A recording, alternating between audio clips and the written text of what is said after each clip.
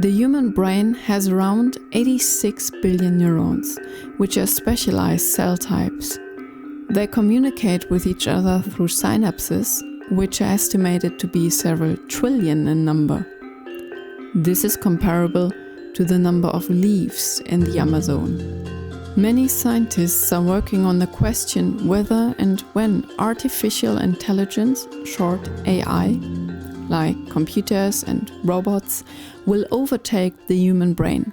Machines are good at performing some very specific tasks, but they do not nearly possess the full intelligence that humans show. There is something astonishing about us humans. Our intelligence has enabled us to overcome the restrictions of our biological heritage and to change ourselves in the process. We are the only species that does this. The fact that we can even think of building AI is already remarkable. But before we are able to create general artificial intelligence that comes close to and even exceeds the human one, we first need to answer a fundamental question.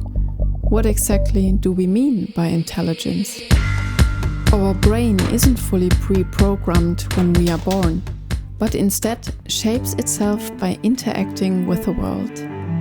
As bawling babies, we eventually stop crying, look around and absorb the world we encounter.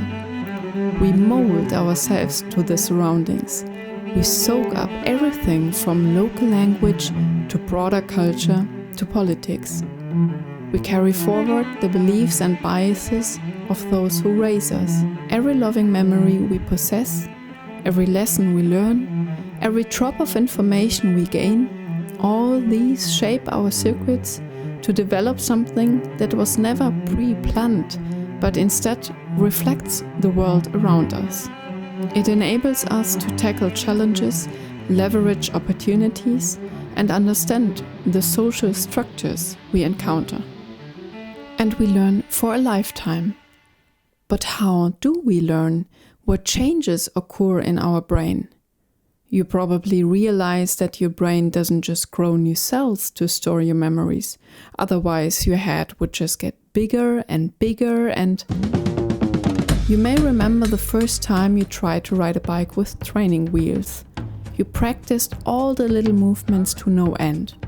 Highly concentrated, making a lot of mistakes. Then once you removed the training wheels, pushed the pedal and rushed off. Every time you got on your bike, the connections between your brain parts responsible for the right movements strengthened.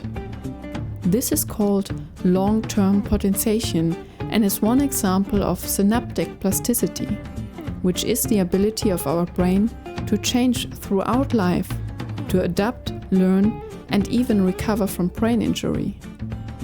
Current AI, so-called artificial deep neural networks, are highly inspired by the human brain. The network consists of many small units that are also called neurons, but in this case are no actual cells. Instead, just numbers, mostly ranging from 0 to 1. These neurons are grouped into different layers. Neurons of one layer interact with neurons of the next layer using weighted connections, which in reality are simply connections that have a real valued number appended. A neuron takes the value of a connected neuron and multiplies it by the weighting of the connection. The sum of all connected neurons and the bias of the neuron itself is then put into the so-called activation function, which simply transforms the value mathematically before it can finally be passed on to the next neuron.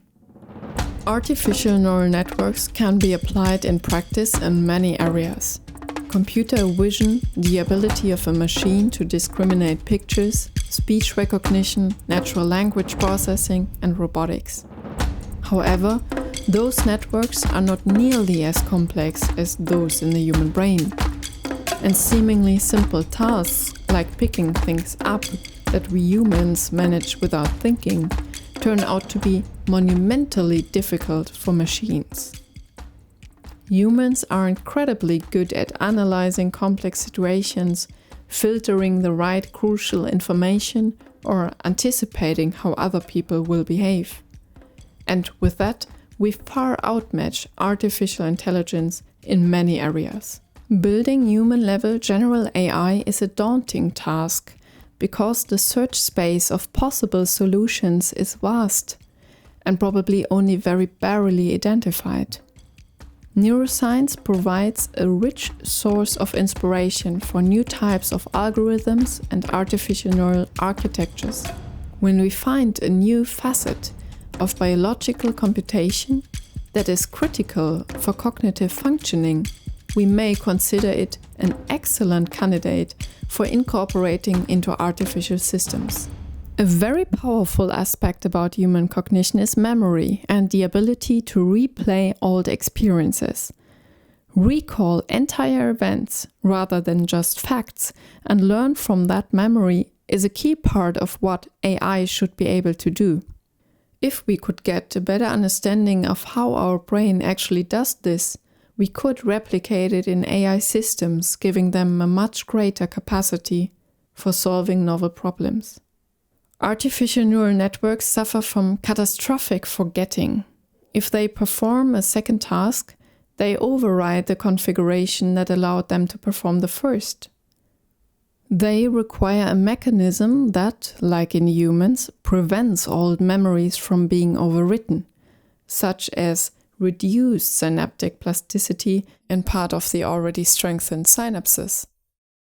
There is a virtuous cycle between AI and neuroscience, where neuroscience helps AI along and then AI returns the favor. If we ask sort of these more abstract questions about what should an intelligent system do in certain situations, we can apply the insights from one scientific field to the other.